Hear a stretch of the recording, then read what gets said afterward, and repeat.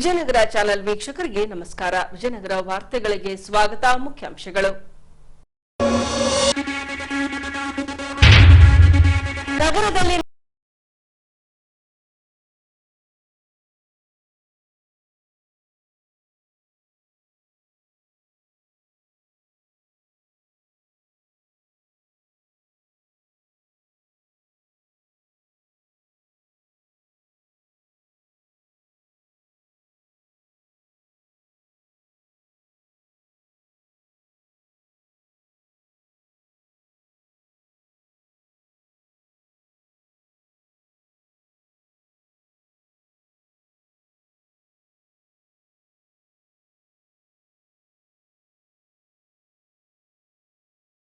Guard 39 ವರ್ಷದ Nagaraj Mariyammanahalli police ಠಾಣೆಯಲ್ಲಿ ಪ್ರಕರಣ ದಾಖಲು.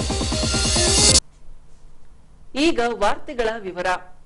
ಜಿಲ್ಲಾ ವಾಣಿಜ್ಯ ಹಾಗೂ ಕೈಗಾರಿಕಾ ಸಂಸ್ಥೆಯಿಂದ ನಗರದ ವಿಜಯನಗರ ಕಾಲೇಜಿನ ಆವರಣದಲ್ಲಿ ದಿನಾಂಕ 22ರಂದು ಉದ್ಯೋಗ ಮೇಳವನ್ನು ಆಯೋಜಿಸಲಾಗಿತ್ತು. ಈ ಮೇಳದಲ್ಲಿ 55 ಕಂಪನಿಗಳು ಪಾಲ್ಗೊಳ್ಳಲಾಗಿ 1476 ಜನರಿಗೆ ಉದ್ಯೋಗ ಕಲ್ಪಿಸುವುದಾಗಿ ಭರವಸೆ ನೀಡಿವೆ. ಹೀಗೆ ಐಕ್ಯೂಎಸಿಆರ್ ಪ್ಲೇಸ್ಮೆಂಟ್ ಸೇಲ್, ವಿಜಯನಗರ ಕಾಲೇಜ್ ಹಾಗೂ ರೈಟ್ ವೇ ಸೊಲ್ಯೂಷನ್ನ ಸಹಯೋಗದಲ್ಲಿ ಕೈಗೊಂಡಿದ್ದ ಉದ್ಯೋಗ ಮೇಳಕ್ಕೆ ಸುಮಾರು 4000 ಉದ್ಯೋಗಾಕಾಂಕ್ಷಿಗಳು ಉದ್ಯೋಗ ಮೇಳಕ್ಕೆ ಆಗಮಿಸಿದ್ದರು. ಕಾಲೇಜಿನ ಮುಖ್ಯ ದ್ವಾರದ ಬಳಿಯಲ್ಲೇ ಸಲಹಾ ಕೇಂದ್ರಗಳನ್ನು ತೆರೆದು ಮಾರ್ಗದರ್ಶನ ಮಾಡಲಾಯಿತು. ಹೀಗೆ ಹೆಸರು ನೋಂದಾಯಿಸಿದ ಸಾವಿರಾರು ಯುವಕ ಯುವತಿಯರು ತಮ್ಮ ವಿದ್ಯಾರ್ಹತೆಯ ತಕ್ಕಂತೆ ಉದ್ಯೋಗ ಪಡೆಯಲು ಸಂದರ್ಶನ ನೀಡಲು ಕಾತುರದಿಂದ ಕಾದು ಕುಳಿತಿದ್ದರು. ಬಳಿಕ ಹೂಡಾ ಅಧ್ಯಕ್ಷ ಎಚ್ಎನ್ಎಫ್ ಇಮಾಮ್ ನಿಯಾಜಿರವರಿಂದ ದೀಪ ಬೆಳಗಿಸುವ ಮೂಲಕ ಉದ್ಯೋಗ ಮೇಳಕ್ಕೆ ಚಾಲನೆ ನೀಡಿದರು. ಬಳಿಕ ಮಾತನಾಡಿದ ಅವರು, ಇಂತಹ ಮೇಳಗಳಿಂದ ನಿರುದ್ಯೋಗಿಗಳಿಗೆ ಅನುಕೂಲವಾಗಲಿದೆ ಎನ್ನುತ್ತಾ ಪ್ರತಿ ವರ್ಷ ಉದ್ಯೋಗ ಮೇಳವನ್ನು ನಡೆಸಬೇಕೆಂದು ಮೇಳದ ಆಯೋಜಕರಲ್ಲಿ ಕೋರಿಕೊಂಡರು. ಇವತ್ತು ನಾನು ಮೊದಲನೇದಾಗಿ ನಮ್ಮ ವಿಜಯನಗರ ಜಿಲ್ಲೆಯಲ್ಲಿ ಈ ಒಂದು ಮೇಗಾ ಜಾಬ್ ಮೇಳವನ್ನು ಹಮ್ಮಿಕೊಂಡಿದ್ದಕ್ಕೆ ನಾನು ತಮ್ಮ ಎಲ್ಲರ ಪರವಾಗಿ ನಮ್ಮ ಅಶ್ವಿನಿ ಕೊತ್ತಿಮರು ಮತ್ತು ಚೇಂಬರ್ ಆಫ್ ಕಾಮರ್ಸ್ಗೆ ಧನ್ಯವಾದಗಳನ್ನು ಈ ಸಂದರ್ಭದಲ್ಲಿ ಅರ್ಪಿಸುತ್ತೇನೆ. ಇವತ್ತು ಇಂಥ ಒಂದು ಮೇಳಗಳು ಬೇಕಾಗಿದೆ. ಬಟ್ ನಮ್ಮ ವಿಜಯನಗರ ಹೊಸ ಜಿಲ್ಲೆ ಆದ ನಂತರ ಇದು ಮೊದಲನೇದಾಗಿ ಈ ಒಂದು ಚೇಂಬರ್ ಆಫ್ ಕಾಮರ್ಸ್ ತಗೊಂಡಿದೆ. ಇವತ್ತು ಇಂಥ ಒಂದು ಮೇಳಗಳಲ್ಲಿ ಕಂಪ್ನಿಗಳು ಸುಮಾರು ಈಗ 58ರಿಂದ 60 ಕಂಪ್ನಿಗಳು ಪಾರ್ಟಿಸಿಪೇಟ್ ಮಾಡಿದ್ದಾರೆ. ಅವ್ರಿಗೆ ಕೂಡ ಇದೆಲ್ಲ ಸಹಾಯ ಆಗ್ತದೆ. ಮತ್ತು ಹೆಚ್ಚಿನ ಸಹಾಯ ಅಂದರೆ ಆ ಮಕ್ಕಳು ಯಾರು ವಿದ್ಯಾವಂತರಾಗಿ ಡಿಗ್ರಿಗಳು ಮಾಡಿ ಅವ್ರಿಗೆ ಒಂದು ಜಾಬನ್ನು ಸಿಕ್ಕರೆ ಏನಾಗ್ತದೆ, ಅವರು ಇಡೀ ಕುಟುಂಬಕ್ಕೂ ಒಂದು ಆಶ್ರಯ ಆಗ್ತಾರೆ. ಇದು ಬಹಳ ಮುಖ್ಯ. ಹಾಗಾಗಿ ಇಂಥ ಒಂದು ಮೇಳಗಳಿಂದ ಸಮಾಜ ಬೆಳೆಯೋಕ್ಕೂ ಮತ್ತು ಎಲ್ಲದಕ್ಕೂ ಒಂದು ಒಳ್ಳೆಯದಾಗ್ತದೆ ಅಂತೇಳಿ ಈ ಸಂದರ್ಭದಲ್ಲಿ ನಾನು ಹೇಳೋಕ್ಕೆ ಇಚ್ಛೆಪಡ್ತೇನೆ. ಮತ್ತು ಇದು ಸುಮಾರು ಇವತ್ತು ಈ ನಮ್ಮ ವಿಜಯನಗರ ಸಂಸ್ಥೆಯವರು ಕೂಡ ಇದಕ್ಕೆ ಕೈ ಜೋಡಿಸಿದರು. ಯಾಕಂದರೆ ಇದು ಬಹಳ ಒಳ್ಳೆಯ ಕೆಲಸ ಆಗಿದೆ. ನಾನು ನಮ್ಮ ಚೇಂಬರ್ ಆಫ್ ಕಾಮರ್ಸ್ ಅವ್ರಿಗೆ ಮನವಿ ಮಾಡ್ತೀನಿ, ನೀವು ಐತಲ್ಲ ಪ್ರತಿ ವರ್ಷ ವಿಜಯನಗರದಲ್ಲಿ ಈ ಮೇಳವನ್ನು ಮಾಡಬೇಕಂತೇಳಿ ನಿಮಗೆ ಎಲ್ಲರ ಪರವಾಗಿ ಮನವಿಯನ್ನು ಮಾಡ್ತೀನಿ. ಯಾಕಂದರೆ ಮಕ್ಕಳಿಗೆ ಏನಾಗ್ತೈತೆ ನೋಡ್ರಿ, ಸುಮಾರು ಲಕ್ಷಾಂತರ ಜನ ಒಂದು ವರ್ಷಕ್ಕೆ ಅವರು ಡಿಗ್ರಿಗಳು ಮಾಡಿ ಬರ್ತಾರೆ. ಇವತ್ತು ಭಾಳಷ್ಟು ಮಕ್ಕಳು ಡಿಗ್ರಿ ಮಾಡಿದಾರ, ಅವ್ರಿಗೆ ಸರಿಯಾಗಿ ಕೆಲಸ ಇಲ್ಲ ಮತ್ತು ಕಂಪ್ನಿಗಳು ಕೂಡ ಸಂಪರ್ಕ ಆಗಂಗಿಲ್ಲ.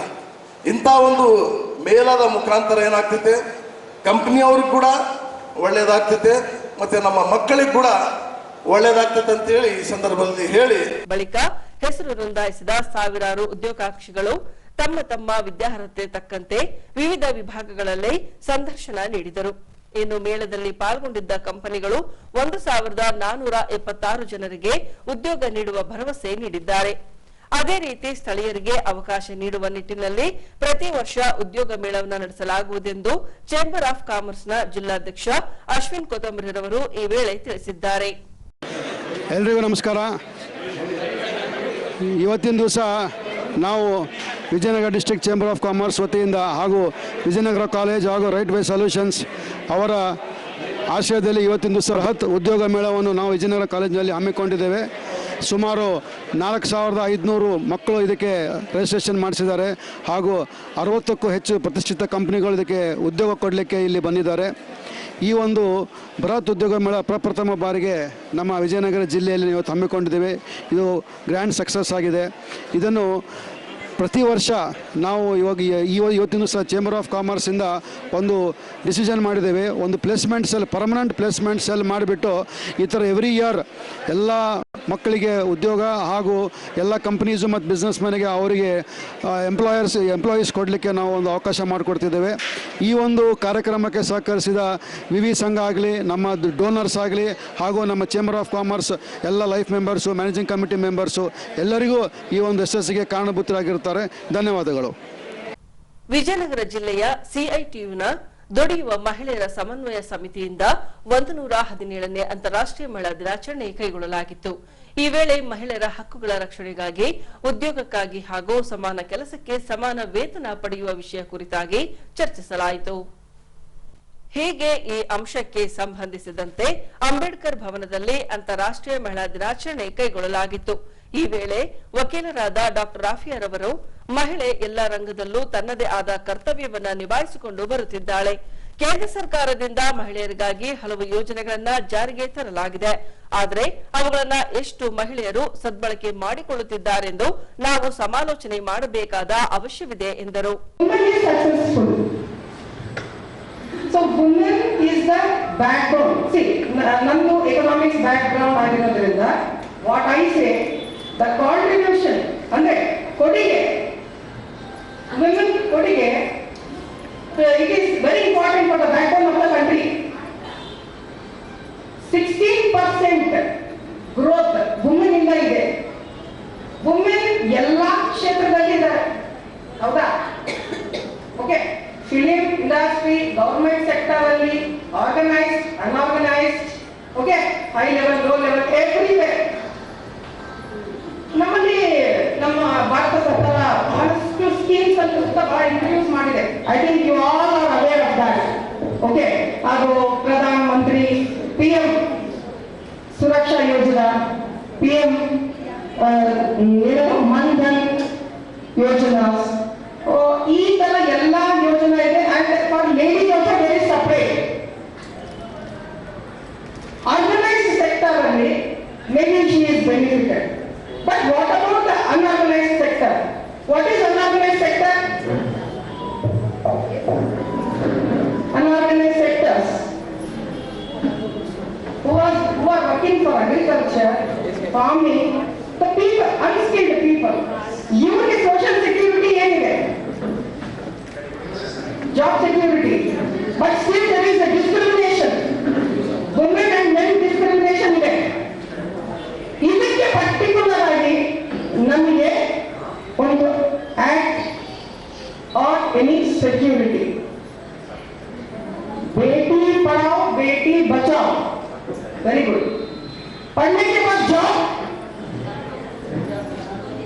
जॉब सिक्योरिटी ಇದೆ, ಜಾಬ್ ಸೆಕ್ಯೂರಿಟಿ ಬರ್ತದೆ, ಸ್ಯಾಲರಿನೂ ಬರುತ್ತೆ. whether it is sufficient to run the family,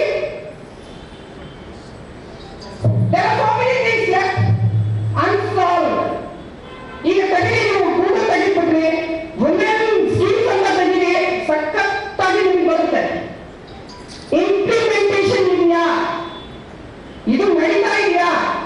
ಬಹಳಷ್ಟು ಜನರಿಗೆ ಸ್ಕೀಮ್ ಗೊತ್ತಿರಲ್ಲ, ಆದ್ರೆ ಇನಾಗ್ರೇಷನ್ ಫಂಕ್ಷನ್ ಎಲ್ಲ ಮಾಡ್ಕೊಟ್ಟಿರ್ತಾವೆ, ಆದ್ರೂ ಬಹಳಷ್ಟು ಜನರಿಗೆ ರೀಚೇ ಆಗಿರಲ್ಲ. ಸರ್ಕಾರ should take special care. Okay, who should fight for this? The law should come under the legal framework only, the enactment, enforcement of law, not just the labor law, but the women law. ನಂತರ ಮಹಿಳಾ police ಅಧಿಕಾರಿ ನಾಗರತ್ನಮ್ಮನವರು ಮಾತನಾಡಿ, ಮಹಿಳೆಯರು ಪ್ರತಿಯೊಂದು ಸವಾಲುಗಳನ್ನು ಧೈರ್ಯದಿಂದ ಎದುರಿಸಿದಾಗ ಮಾತ್ರ ಬದುಕು ಕಟ್ಟಿಕೊಳ್ಳಲು ಸಾಧ್ಯವೆಂದರು. ನಂತರ ವಕೀಲರಾದ ಕರುಣಾನಿಧಿರವರು ಮಾತನಾಡಿ, ಸಮಾಜಕ್ಕೆ ಮಹಿಳೆಯರ ಕೊಡುಗೆ ಅಪಾರ ಎನ್ನುತ್ತಾ ಮಹಿಳಾ ದಿನಾಚರಣೆಯನ್ನ ಆಚರಿಸುವ ಉದ್ದೇಶದ ಕುರಿತಾಗಿ ಪರಿಚಯಿಸಿಕೊಟ್ಟರು. ಹಿಂದೆ ನಾವೆಲ್ಲ ಇವತ್ತು ಸ್ವತಂತ್ರ ಭಾರತದ ನಂತರದಲ್ಲಿ ನೇರವಾಗಿ ನಾವೆಲ್ಲ ಕೂಡ ವೋಟ್ ಹಾಕ್ತೇವೆ.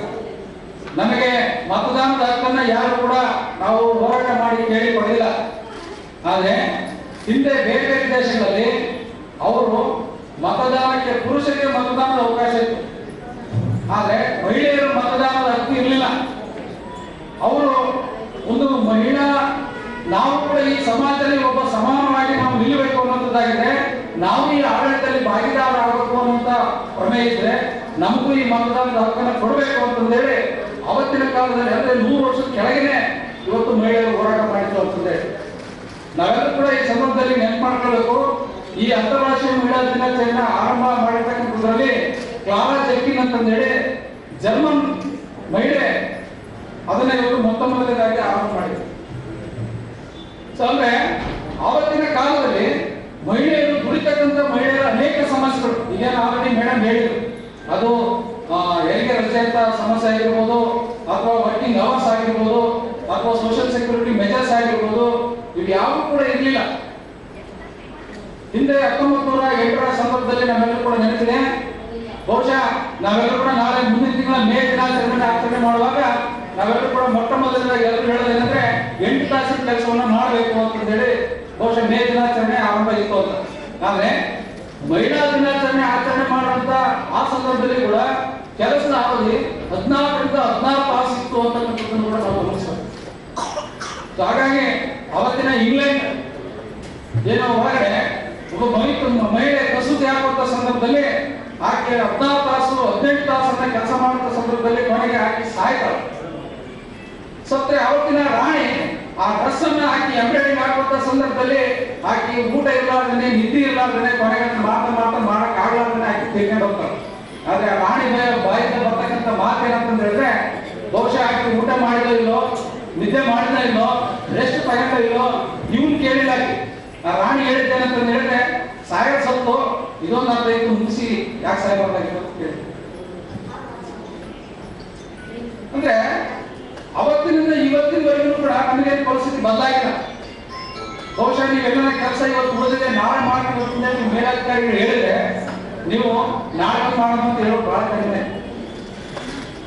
ಅಂದ್ರೆ ನಾವಿವತ್ತು ನೋಡ್ಬೇಕಾಗಿದೆ, ನಾವೆಲ್ಲರೂ ಕೂಡ ಈ ಮಹಿಳಾ ದಿನಾಚರಣೆಯನ್ನ ಆಚರಣೆ ಮಾಡುವಂತ ಉದ್ದೇಶ ಏನಂತ ಹೇಳಿದ್ರೆ ಇಡೀ ದೇಶದಲ್ಲಿ ಅಥವಾ ಅಂತಾರಾಷ್ಟ್ರೀಯ ಮಟ್ಟದಲ್ಲಿ ಸಂಪತ್ತು ಸೃಷ್ಟಿಯಾಗುವುದು ದುಡಿಯೋರಿಂದನೇ. ಈಗ ಅಲ್ಲಿಗೆ ಬರ್ತದೆ ಸಂಪತ್ತು ಯಾರು ಸೃಷ್ಟಿ ಮಾಡ್ತಾರೆ, ಯಾರು ದುಡಿತಾರೆ ಅವ್ರು ಸಂಪತ್ತನ್ನು ಸೃಷ್ಟಿ ಮಾಡ್ತಾರೆ. ಪ್ರಶ್ನೆ ಏನಂತ ಹೇಳಿದ್ರೆ ನಾವೆಲ್ಲರೂ ಕೂಡ ಇವತ್ತು ದುಡಿಯುವಂತದ್ರಲ್ಲಿ ಅನೇಕ ತಾಪತ್ರಯಗಳನ್ನು ನಾವು ಕೂಡ ಎದುರಿಸ್ತಾ ಇದ್ದೀವಿ. ಯಾಕೆ ಎದುರಿಸ್ತೀವಿ ಅಂತ ಹೇಳಿದ್ರೆ ನಾವು ದುಡಿದಿರ್ತಕ್ಕಂಥ ಫಲ ನಮಗೆ ಸಿಗ್ತಾ ಇಲ್ಲ ಅನ್ನುವಂಥ ಕಾರಣಕ್ಕಾಗಿ. ನಾವು ದುಡಿದಿರ್ತಕ್ಕಂಥ ಫಲ ಅದರ ನ್ಯಾಯೋಚಿತವಾಗಿರ್ತಕ್ಕಂಥ ಪಾಲು ನಮಗೆ ಸಿಗ್ತಾ ಇಲ್ಲ. ಈ ಕಾರಣಕ್ಕಾಗಿ ನಮಗೆ ಈ ಎಲ್ಲಾ ಸಮಸ್ಯೆಗಳು ಬಂದಿದ್ದಾವೆ ಅಂತಕ್ಕಂಥದ್ದು. ಈಗ ಡಿಸಿ ರೌಂಡ್ಸ್ ಕುರಿತು ವರದಿ. ವಿಜಯನಗರ ಜಿಲ್ಲಾಧಿಕಾರಿ ಎಂಎಸ್ ದಿವಾಕರ್ ಅವರು ದಿನಾಂಕ 22ರಂದು ಮರಿಯಮ್ಮನಹಳ್ಳಿ ಪಟ್ಟಣಕ್ಕೆ ಭೇಟಿ ನೀಡಿದ್ದರು.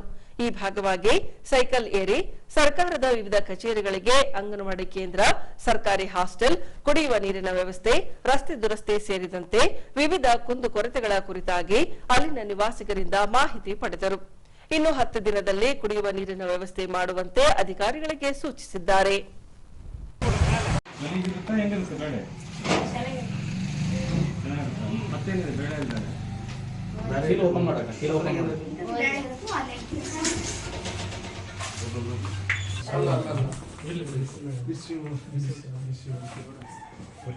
ಅಕ್ಕಿಯಲ್ಲಿ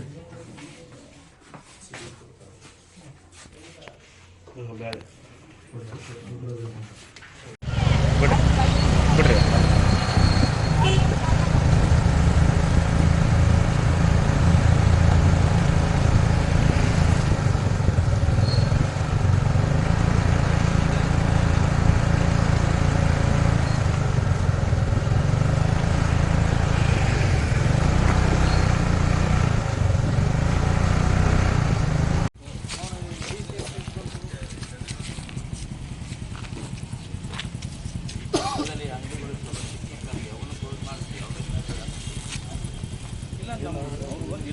ಒಂದು ಡಸ್ಟ್ಬಿನ್ ಹಿಡ್ಕೊಂಡು ನೀವು ಬಂದಾಗ ಕೊಟ್ಟರೆ ಆಯ್ತಪ್ಪ.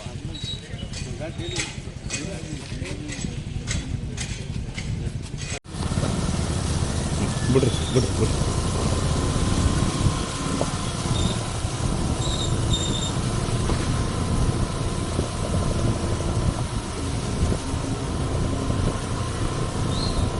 ನಂದು ಬೈಕ್ನಾಗ ಓಡಿಸ್ರ ನಾನು ಡ್ರೈವಿಂಗ್ ಮಾಡ್ಬೇಕಾಯ್ತು. ನಾನು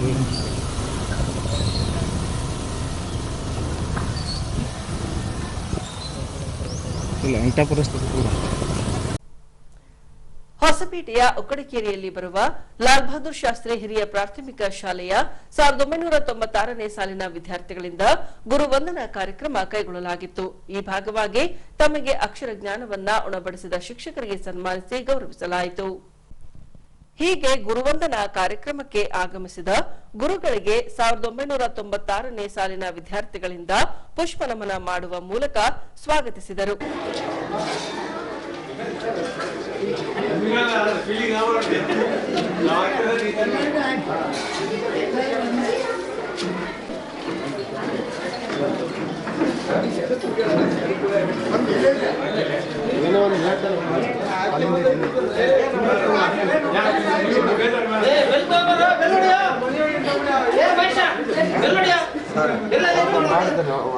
ಬಳಿಕ ತಮಗೆ ಅಕ್ಷರ ಜ್ಞಾನ ನೀಡಿದ ಗುರುಗಳಿಗೆ ಸನ್ಮಾನಿಸಿ ಗೌರವಿಸಲಾಯಿತು. ನಡೆಸಿಕೊಡ್ತಾರೆ ಅಂಗಮ್ಮನವ್ರಿಗೆ ನಮ್ಮ ಎಲ್ಲರ ಪರವಾಗಿ ಧನ್ಯವಾದ.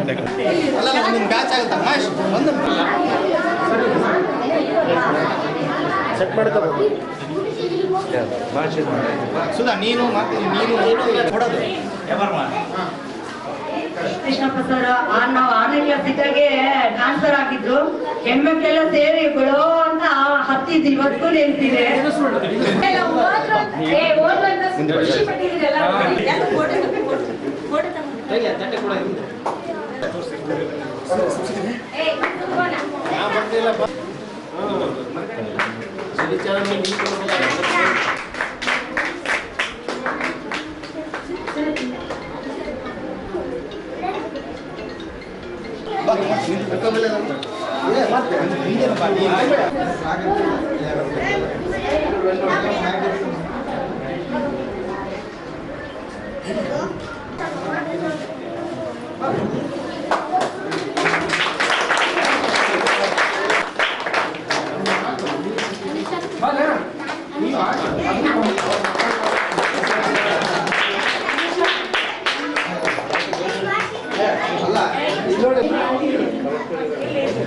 ಇನ್ನು ಬಡಿದು ತಿದ್ದಿ ತೀಡಿದ ಭಾಗವಾಗಿ ಹಲವರು ಉನ್ನತ ಸ್ಥಾನದಲ್ಲಿ ಕರ್ತವ್ಯ ನಿರ್ವಹಿಸುತ್ತಿದ್ದಾರೆಂದು ಸನ್ಮಾನ ಸ್ವೀಕರಿಸಿದ ನಿವೃತ್ತ ಶಿಕ್ಷಕಿಯೊಬ್ಬರು ಈ ವೇಳೆ ತಿಳಿಸಿದರು. ತುಂಬಾ ಸಂತೋಷ ಆಯ್ತು. ಯಾಕಂದ್ರೆ ನಾನು ಇಲ್ಲಿ 20 ವರ್ಷ ಸರ್ವಿಸ್ ಮಾಡಿದೆ. LBS ಆಗಿ 20 ವರ್ಷ ಸರ್ವಿಸ್ ಮಾಡಿ ಪ್ರಮೋಷನ್ ಮೇಲೆ ಮತ್ತು ಪಾಪ್ನರ್ನಲ್ಲಿರೋದು ಅಲ್ಲಿ 6 ವರ್ಷ ಮಾಡಿ ಮತ್ತು ಪ್ರಮೋಷನ್ ಮೇಲೆ ಈಗ ನಮ್ಮ ಸರ್ವಿಸ್ಗಳು 40 ವರ್ಷ ಕಂಪ್ಲೀಟ್ ನಾವು ಸರ್ವಿಸ್ ಮಾಡಿದ್ವಿ. ಅದರಿಂದ ನಮಗೆಲ್ಲ ಭಾಳ ಸಂತೋಷ. ಇನ್ನೊಂದು ಏನಂದ್ರೆ ನಾವು ಕಲಿಸಿದ ವಿದ್ಯೆ ಇವತ್ತಿಗೂ ಗಣೇಶ ಆಗಲಿ ಇನ್ನೊಬ್ಬರಾಗಲಿ ಯಾರೂ ಮಾಡ್ತಿಲ್ಲ. ಯಾಕಂದ್ರೆ ನಾನು ಬಡಿತಿದ್ದೆ, ಬಡಿಯೋದ್ರಿಂದ ಮಕ್ಕಳು ಇವತ್ತಿವರೆಗೂ ಮಾಡ್ತಿಲ್ಲ. ಆ ಒಂದು ವಿದ್ಯಾಭ್ಯಾಸದ ಒಂದು ನೆನಪಿಗಾಗಿ ನಾನು ಇಲ್ಲಿ ಕಲಿಸಿದಕ್ಕಾಗಿ ತುಂಬ ಸಂತೋಷ ಆಯಿತು. ನಿಮ್ಮೆಲ್ಲರೂ ಧನ್ಯವಾದ. ಮತ್ತೊಬ್ಬ ಶಿಕ್ಷಕ ಮಾತನಾಡಿ, ಶಾಲೆಗಳಲ್ಲಿ 3 ರೀತಿಯ ವಿದ್ಯಾರ್ಥಿಗಳಿರುತ್ತಾರೆ. ಅವರು ಮುಂದಿನ ಭವಿಷ್ಯದಲ್ಲಿ ಏನಾಗುತ್ತಾರೆ ಎಂಬುದನ್ನ ಶಿಕ್ಷಕರು ಮನಗಂಡಿರುತ್ತಾರೆ ಎಂದು ತಿಳಿಸಿದರು. ಇಲ್ಲಿ ವಿಚಾರ ಮಾಡ್ತಕ್ಕಂಥದ್ದು ಇಷ್ಟನೇ. ವಿದ್ಯಾರ್ಥಿಗಳು 3 ರೀತಿಯಾದಂಥ ವಿದ್ಯಾರ್ಥಿಗಳು ಇರ್ತಾರೆ. ಒಂದನೇದು ತನ್ನದೇ ಆದಂಥ ಚಟುವಟಿಕೆಯಲ್ಲಿ ತೊಡಗಿಕೊಳ್ಳುವಂಥ ವಿದ್ಯಾರ್ಥಿಗಳು. ಆಟದಲ್ಲಿ ಮುಂಚೂಣಿಯಲ್ಲಿರುವಂಥ ವಿದ್ಯಾರ್ಥಿಗಳು ಬೇರೆ, ನಾನು ಓದಿನಲ್ಲಿ ಆಸಕ್ತಿ ವಹಿಸಬೇಕು ಅನ್ನುವಂಥ ವಿದ್ಯಾರ್ಥಿಗಳು ಬೇರೆ, ಕೀಟಲೆ ಮಾಡುವಂಥ ವಿದ್ಯಾರ್ಥಿಗಳು ಬೇರೆ. ಈ ವಿದ್ಯಾರ್ಥಿಗಳು ತಮ್ಮದೇ ಆದ ರೀತಿಯಲ್ಲಿ ಮುಂದಿನ ತಮ್ಮ ಜೀವನದಲ್ಲೂ ಕೂಡ ಅದೇ ಅಳವಡಿಕೆ ಆಗತ್ತೆ ಅನ್ನೋದಕ್ಕೆ ನಾನು ಇಲ್ಲಿ ಇರುವಂಥ ವಿದ್ಯಾರ್ಥಿಗಳಿಂದ ನಾನು ಮನ್ಕೊಂಡಿದ್ದೀನಿ. ಒಂದನೇದು ಇಲ್ಲಿ DJ ಅನ್ನುವಂಥದ್ದು ಇದು ಬಹಳ ಪ್ರಮುಖವಾದಂಥ ಶಬ್ದ ನೋಡಿ. ಹಿಂಗಿದೆ DJ ಸೌಂಡ್ ಮಾಡುವಂಥದ್ದು, ಅವನ ಕೆಲಸನೇ ಅಷ್ಟೇ. ಈಗ ನಾನು ನೋಡ್ಕೊಂಡಿರುವಂಥದ್ದು ಈಗಲೂ ಮಾಡ್ತಿರೋದು ಅದೇ ಕೆಲಸ. ಸಾಮಾಜಿಕ ವೃತ್ತಿಯಲ್ಲಿ, ಸಮಾಜ ಸೇವೆಯಲ್ಲಿ ತನ್ನದೇ ಆದಂಥ ಒಂದು ಸಂಘವನ್ನು ಕಟ್ಟಿಕೊಂಡು ಉಂಟು ಒಂದು ಒಳ್ಳೆಯ ಸೇವೆಯನ್ನು ಮಾಡುತ್ತಾನೆ, ಹುಡುಕ್ತಾ ಹೋಗ್ತಾನೆ. ಇದು ಅವನ ವೃತ್ತಿ. ಇನ್ನು ಎರಡನೇದಾಗಿ ಇನ್ನು ಗಣೇಶ್ ನೋಡಿ ಹೆಂಗಿದೆ ಅಂತಂದರೆ ಆಟದಲ್ಲಿ ಪಾಠದಲ್ಲಿ ಎಲ್ಲದರಲ್ಲೂ ಕೂಡ ಮುಂದುವರೆದು ತನ್ನ ವೃತ್ತಿಯನ್ನು ಕೂಡ ಈಗ DYSP ಆಗಿ ತನ್ನ ವೃತ್ತಿಗೆ ಆಯ್ಕೆಯಾಗಿದ್ದಾರೆ. ಸಮಾಜಕ್ಕೂ ಶಾಲೆಗೂ ಅತ್ಯುನ್ನತವಾದಂಥ ಹೆಸರುಗಳನ್ನು ಗಳಿಸ್ತಾ ಇದ್ದಾರೆ.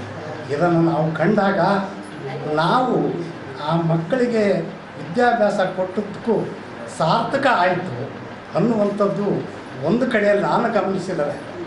ನಾವು ಎಷ್ಟರ ಮಟ್ಟಿಗೆ ಅವ್ರಿಗೆ ವಿದ್ಯೆ ಕೊಟ್ಟಿವೋ ಗೊತ್ತಿಲ್ಲ, ಆದರೆ ಸಮಾಜದಲ್ಲಿ ಒಬ್ಬ ಅತ್ಯುತ್ತಮ ವ್ಯಕ್ತಿಗಳಾಗಿ ಸಮಾಜದಲ್ಲಿ ಜೀವನ ಮಾಡ್ತಿದ್ದೀರಲ್ಲ, ಇದೇ ನಿಮ್ಮ ಜೀವನಕ್ಕೆ ಒಳ್ಳೆಯ ಯಶಸ್ಸು. ಈ ದಿನ ಏನು ಇಲ್ಲಿ ಕರೆಸಿದ್ದೀನಿ ಗುರುವಂದನಾ ಕಾರ್ಯಕ್ರಮ, ಆ ಕಾರ್ಯಕ್ರಮಕ್ಕೆ ನಮ್ಮನ್ನು ಕರೆಸಿ ಎರಡು ಮಾತಾಡಲಿಕ್ಕೆ ಅವಕಾಶ ಮಾಡಿಕೊಟ್ಟು ಇನ್ನೂ ನನ್ನ ವಿದ್ಯಾರ್ಥಿಗಳು ಒಳ್ಳೊಳ್ಳೆ ಉತ್ತಮ ಸ್ಥಾನದಲ್ಲಿದ್ದಾರೆ. ಇದೇ ಶಾಲೆಯಲ್ಲಿ ಕಲಿತಂಥ ಗಣೇಶ ಈಗ ಕಂಪ್ನಿ MLA ಆಗಿದ್ದಾರೆ. ಎಷ್ಟು ಸಂತೋಷ ಅನಿಸ್ತದೆ ಗೊತ್ತಾ. ನಾನಿರಲಿ, ನಮ್ಮ ಅನುಭವ ಟೀಚರ್ ಇರಲಿ, ಏನು ಇಲ್ಲಿ ಶಿಕ್ಷಕರ ವೃಂದ ಇದೆ, ಇವತ್ತು ಅವರನ್ನು ನೋಡಿದಾಗ ಎಲ್ಲೋ ಒಂದು ಕಡೆಗೆ ನಿಮಗೆ ಕಲಿಸ್ಕೊಟ್ಟೋದಕ್ಕಿಂತ ನಿಮ್ಮನ್ನು ನೋಡಿದಾಗ ಅಷ್ಟು ಸಂತೋಷವನ್ನು ವ್ಯಕ್ತಪಡಿಸ್ತೀವಿ. ಅದು ನಮಗೆ ಭಾಳ ಆನಂದ. ಒಂದು ಸಾರಿ ನಾನು ಯಾವುದೋ ಕಾರಣಕ್ಕೆ ಕಂಪ್ನಿಗೆ ಹೋದೆ, ನಾನು ಗಣೇಶ್ ಅವ್ರನ್ನ ಕಾಣಬೇಕು ಅಂತ ಹೋದಾಗ ನನ್ನನ್ನು ನೋಡಿದ ಕೂಡಲೇ ಎಲ್ಲರನ್ನೂ ಸೈಡಿಗೆ ಸರಿಸಿ, ಸರ್ ನೀವು ಬರ್ರಿ ಅಂತ ಕೂರಿಸಿ ಒಳ್ಳೆಯ ಮಾತು, ಏನು ಸರ್ ಬಂದಿದ್ರಿ ಇಷ್ಟು ದೂರ, ಓದ ಕೂಡಲೇ ಸ್ಪಂದಿಸ್ತಾರಲ್ಲ, ಇದೇ ಶಿಕ್ಷಕರಿಗೆ ಸಿಗುವಂಥ ಗೌರವ. ಇದನ್ನು ಬಿಟ್ಟರೆ ಬಹುತೇಕವಾಗಿ ಸಮಾಜದಲ್ಲಿ ಶಿಕ್ಷಕರಿಗೆ ಇರುವಂಥ ಗೌರವ ಬಿಟ್ಟರೆ ಇನ್ನು ಯಾರಿಗೂ ಕೂಡ ಆ ಗೌರವ ಸಿಗಲಿಕ್ಕೆ ಸಾಧ್ಯತೆ ಇಲ್ಲ. ಇದೇ ಶಿಕ್ಷಕರ ವೃತ್ತಿಗೆ ಇರುವಂಥ ಒಂದು ಭೇದ ಅಂತ ಹೇಳ್ತಾ ನಮ್ಮನ್ನು ಕರೆಸಿ ಮಾತಾಡಲಿಕ್ಕೆ ಅವಕಾಶ ಮಾಡಿಕೊಟ್ಟು ನಿಮ್ಮನ್ನೆಲ್ಲರನ್ನೂ ಕೂಡ ನೋಡುವಂಥ ಒಂದು ಸುಸಂದರ್ಭ ಇವತ್ತು ನೀವು ಅವಕಾಶ ಮಾಡಿಕೊಟ್ಟಿದ್ದೀರಿ. ಅದಕ್ಕೆ ಈ ಒಂದು ಕಾರ್ಯಕ್ರಮವನ್ನು ಆಯೋಜನೆ ಮಾಡಿದಂಥ ಗಂಗಮ್ಮ ಏನಿದ್ದಾಳಲ್ಲ, ನಿಜವಾಗ್ಲೂ ಮೊದಲು ಗಂಗಮ್ಮಗೆ ಭಾಳ ಥ್ಯಾಂಕ್ಸ್.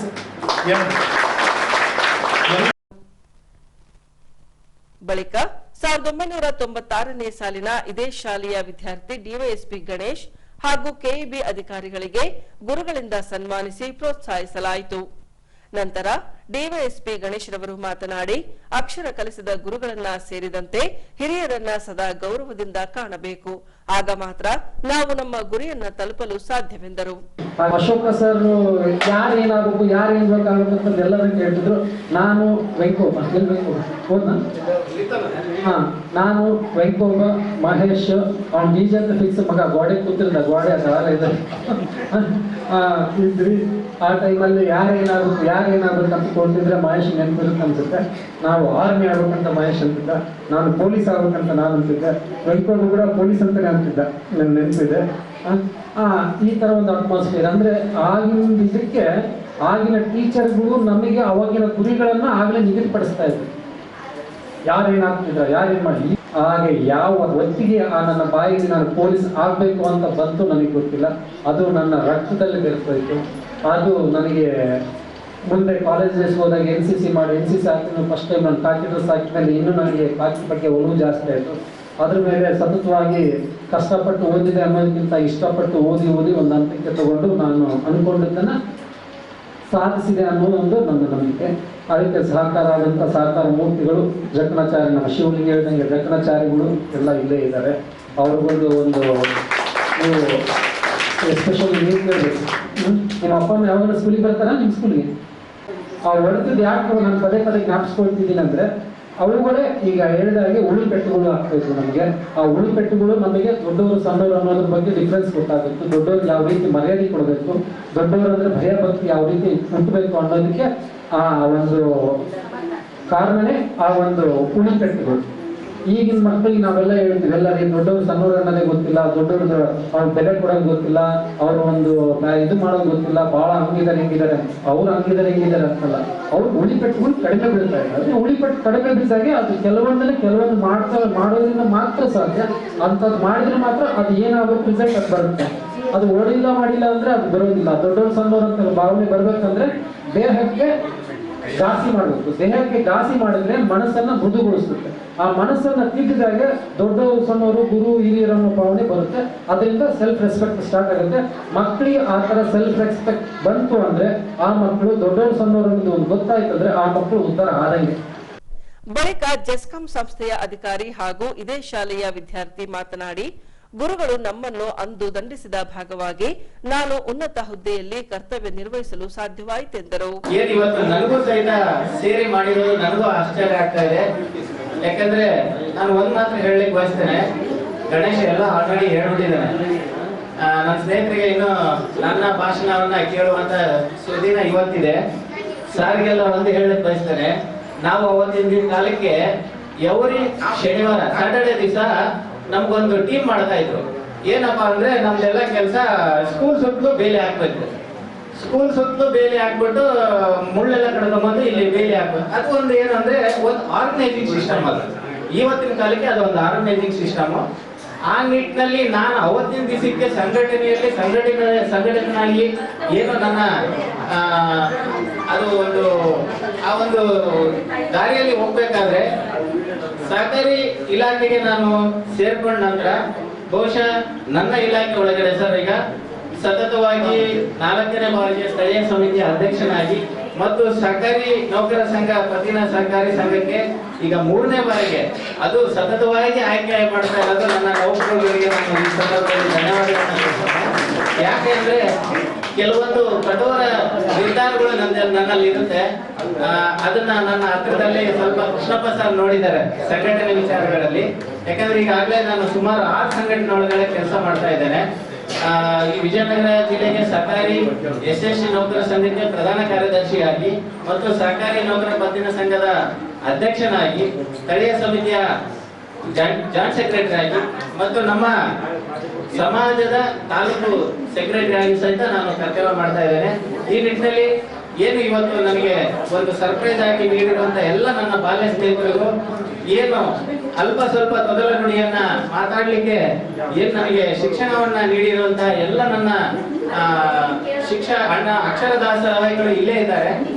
ಆಮೇಲೆ ಆ ಒಂದು ಎಲ್ಲ ಒಂದು ಎಷ್ಟು ಇವತ್ತಿನ ಒಂದು ವಿಚಾರಕ್ಕೆ ಬರೋದಾದ್ರೆ ನನ್ನ ಸ್ನೇಹಿತ ಹೇಳ್ದ, ಇದಕ್ಕೆ ಯಾವುದೇ ತರಹದ ಬಣ್ಣನೀಯ ಅಥವಾ ಬೆಲೆ ಕಟ್ಟಕ್ಕಾಗಲಾರ್ದಂತ ಒಂದು ಸಹಿಗಳಿಗೆ ಇದು.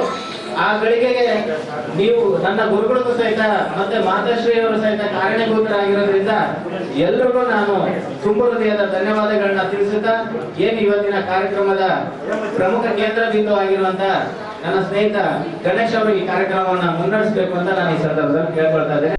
ಈಗ ವ್ಯಕ್ತಿಯ ಸಾವಿನ ಕುರಿತು ವರದಿ. ಕಮಲಾಪುರದ ನಾಗರಾಜ್ ಎಂಬ ವ್ಯಕ್ತಿ ಡಾಣಾಪುರದ ಬಿಎಂಎಂ ಕಾರ್ಖಾನೆಯಲ್ಲಿ ಆಪರೇಟರ್ ಆಗಿ ಕರ್ತವ್ಯ ನಿರ್ವಹಿಸುತ್ತಿದ್ದ. ದಿನಾಂಕ 22ರಂದು ಎಂದಿನಂತೆ ಕರ್ತವ್ಯ ನಿರತರಾಗಿದ್ದ 39 ವರ್ಷದ ನಾಗರಾಜ್ ಕಾಲು ಜಾರಿ ಬಿಸಿನೀರಿನ ಬಾಯ್ಲರ್ಗೆ ಬಿದ್ದು ಪ್ರಾಣ ಬಿಟ್ಟಿದ್ದಾನೆ. ಈ ಕುರಿತಾಗಿ ಮರಿಯಮ್ಮನಹಳ್ಳಿ ಪೊಲೀಸ್ ಠಾಣೆಯಲ್ಲಿ ಪ್ರಕರಣ ದಾಖಲಾಗಿದೆ. ಇನ್ನು ಮೃತ ವ್ಯಕ್ತಿಯ ಕುಟುಂಬಕ್ಕೆ ಪರಿಹಾರ ಸೇರಿದಂತೆ ಕುಟುಂಬದ ಒಬ್ಬ ವ್ಯಕ್ತಿಗೆ ಕೆಲಸಕ್ಕೆ ಸೇರಿಸಿಕೊಳ್ಳಲು ಬಿಎಂಎಂ ಕಾರ್ಖಾನೆಯವರು ಭರವಸೆ ನೀಡಿದ್ದಾರೆಂದು ಹೇಳಲಾಗಿದೆ. ಈಗ ಕೊನೆಯಲ್ಲಿ ಮತ್ತೊಮ್ಮೆ ವಾರ್ತೆಗಳ ಮುಖ್ಯಾಂಶಗಳು.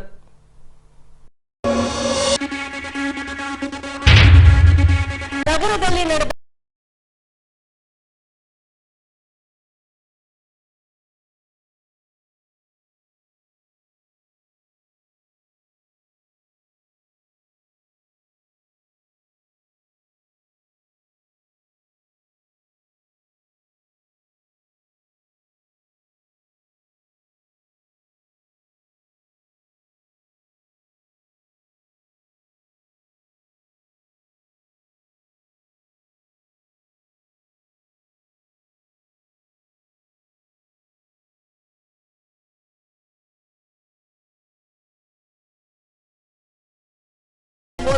ವರ್ಷದ ನಾಗರಾಜ್ ಮರಿಯಮ್ಮನಹಳ್ಳಿ ಪೊಲೀಸ್ ಠಾಣೆಯಲ್ಲಿ ಪ್ರಕರಣ ದಾಖಲು. ಇಲ್ಲಿಗೆ ವಾರ್ತಾ ಪ್ರಸಾರ ಮುಕ್ತಾಯವಾಯಿತು. ವಂದನೆಗಳೊಂದಿಗೆ ನಯನ ಉಮೇಶ್.